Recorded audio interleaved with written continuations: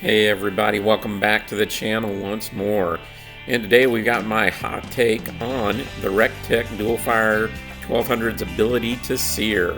Yes, we're going to do a searing review on this unit and just see how hot it actually gets. Now I'm also going to include the searing kit that is offered by Recteq. Now this is actually a buyout that they get from grill grates. These grates can get up to 200 degrees hotter than the actual grill itself. Likewise, you need a lot of airflow around these, so positioning is important, meaning that you need to position these near the exhaust vent or the smokestack on the grill. Char streaks and a char griddle is also supported. It even supports the ability to create heat zones or hot spots. It also supports an interlocking mechanisms to keep the grates from sliding. There are a number of warnings that come with this as well. The max heat is 850 degrees, no dishwasher, no oven cleaner. You need to keep the overall temp under 700 or a max at 700. No high heat burn off, no aluminum foil on there. And then some general warnings about grease fires, harsh cleaners, and keeping an eye out for sharp edges.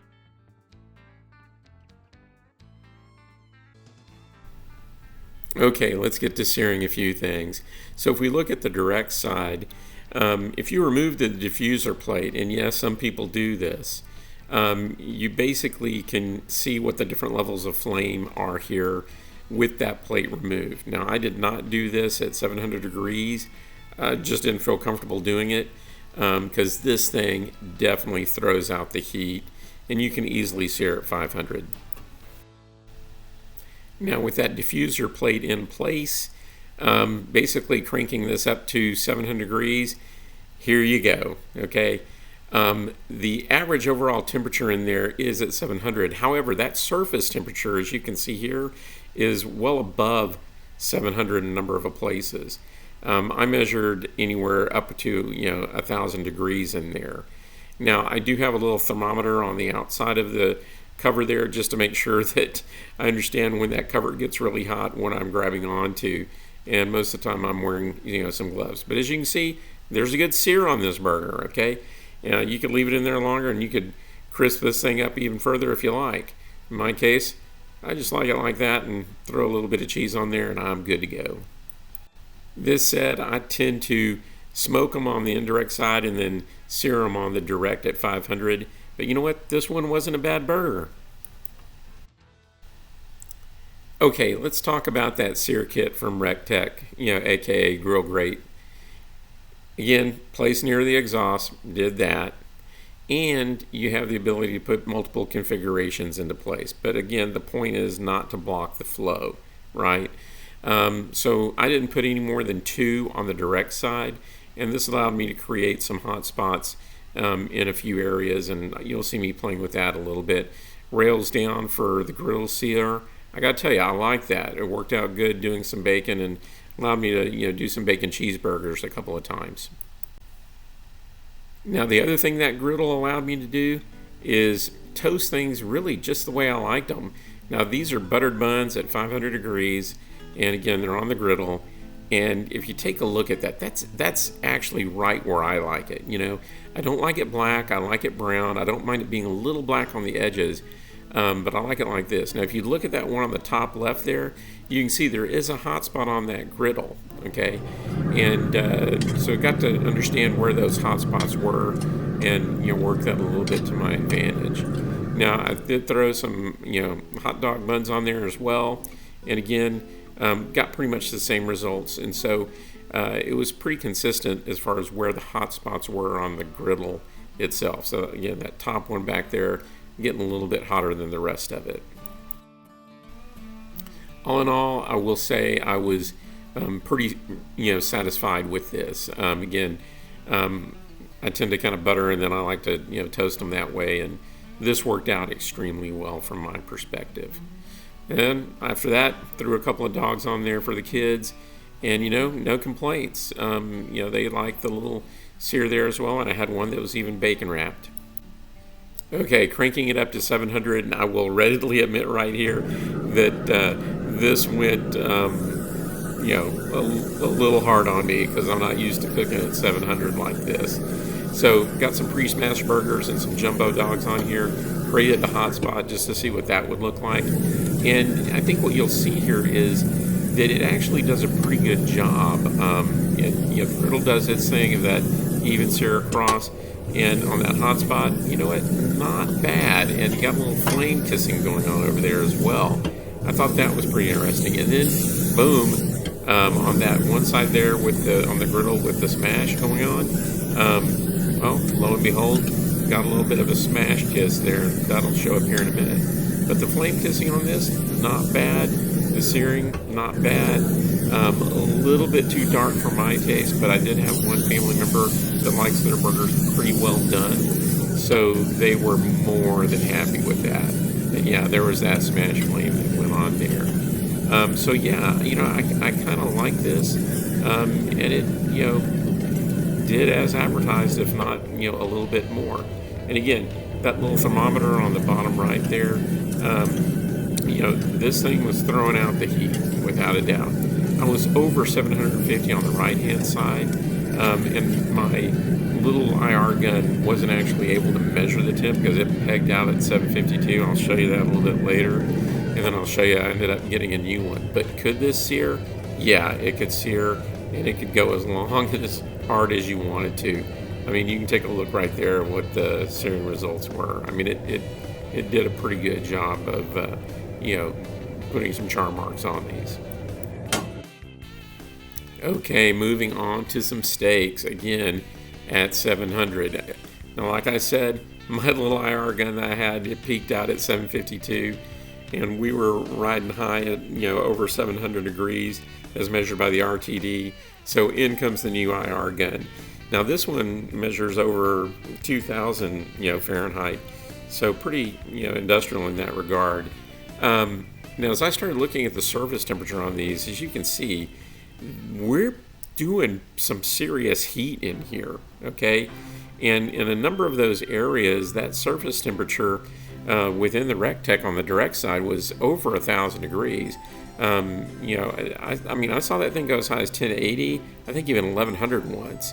So I'm wearing gloves because this thing is getting hot to handle in terms of the handle itself. So on go these, and as you note, I have rail down for griddle, rail up for the thicker, char lines, and then just kept one on the standard side there that was getting the flame kiss. Okay, and I got to tell you, not bad in either one of those instances.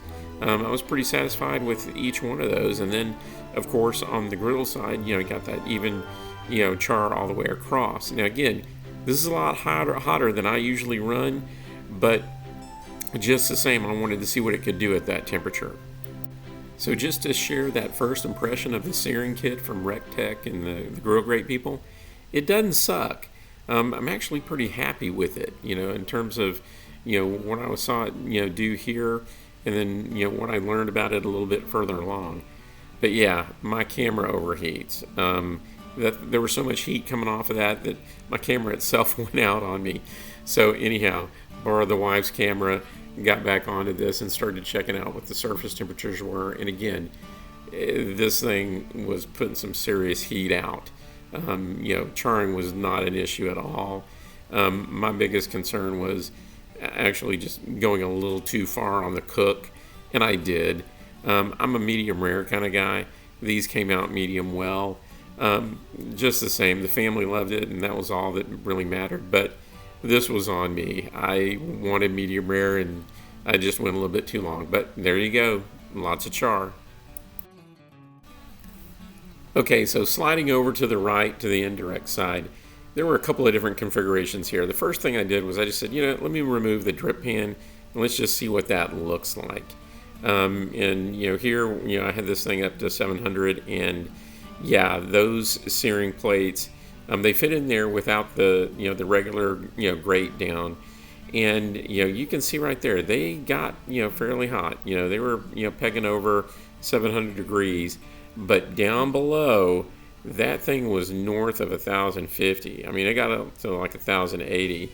Now, in this instance, I should have seen this coming, but throwing the buttered buns on there for the toast test at 700, you see the flames kicking out there. I mean, these things just charred, and I'm not speeding up the video here. This is the actual time it took. They charred in under 10 seconds, and it took me a little over 20 seconds just to get these things off. I had to grab the spatula and actually kind of pry them off.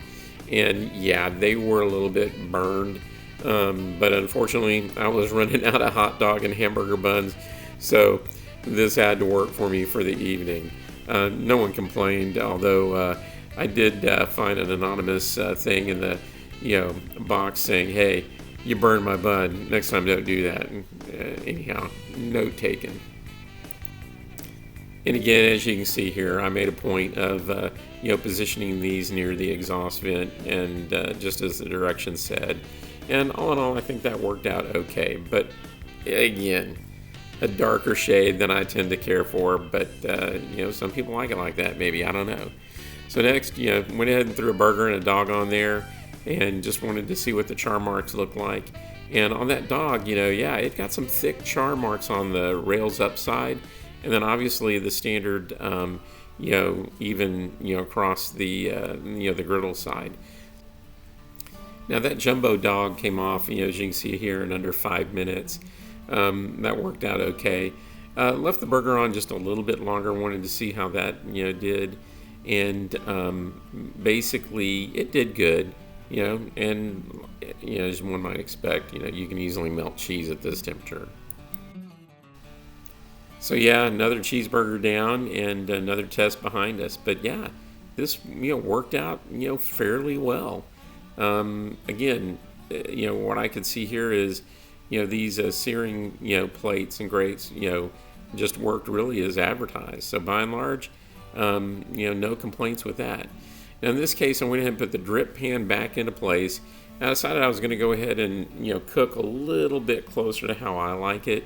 At the 500 degree mark. And so now I'm throwing some of the, butter buns back on there, and got some new ones. And, just wanted to see how that, did. And as expected, didn't do too bad. It's back to where I like it. Got some good char lines, on the rails upside. No complaints there. That looked good.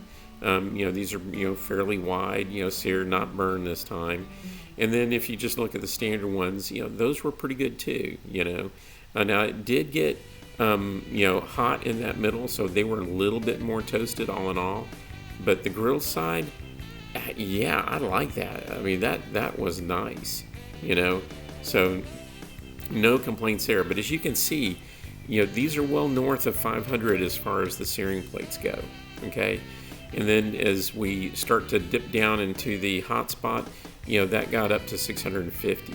So this is definitely functioning as they say it does, okay? You are able to create those hot spots. Now here, became a favorite of mine, using that griddle for some bacon. Now mind you, it's not the same as frying into the pan in the house, but that's okay. It worked out fairly well. Probably left this one on, the bacon on, a little bit longer than I wanted.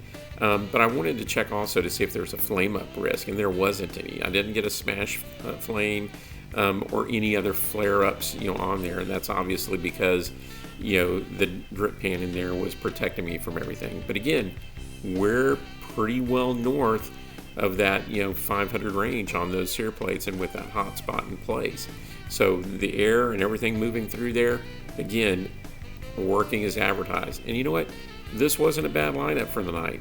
I guess I know what I'm doing a little bit better at 500, because that 700 just blows me away. It's so hot. Okay, this is something to understand and know.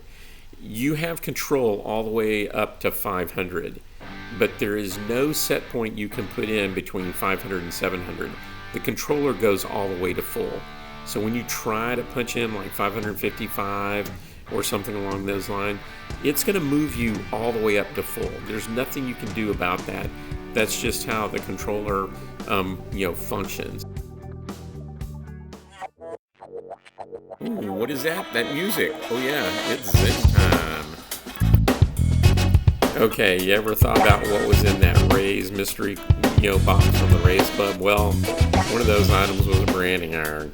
And yeah, I tried this and I was not having too much luck. This was definitely not a zen moment for me.